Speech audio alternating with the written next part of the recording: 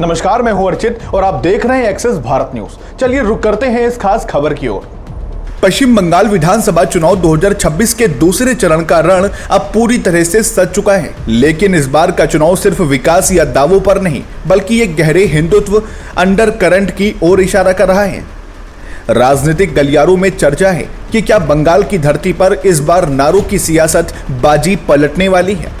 अगर हम धरातल की स्थिति को समझे तो एक दिलचस्प बदलाव देखने को मिल रहा है।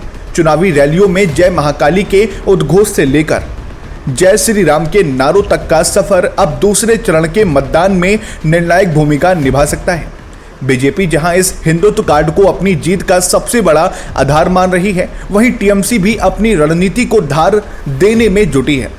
जानकारों का मानना है कि टीएमसी के कार्यकर्ता और नेता माहौल को अपने पक्ष में रखने के लिए हर संभव कोशिश कर रहे हैं, लेकिन बीजेपी का आक्रामक प्रचार मतदाताओं के एक बड़े वर्ग के बीच अपनी जगह बना रहा है। दूसरे चरण की सीटों पर धार्मिक ध्रुवीकरण और सांस्कृतिक पहचान का मुद्दा छाया हुआ है।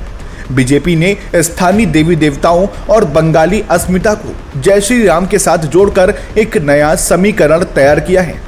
इसके जवाब में ममता बनर्जी की पार्टी अपनी मां माटी मानुष की छवि और क्षेत्रीय गौरव के जरिए हिंदुत्व की इस लहर को रोकने का प्रयास कर रही है।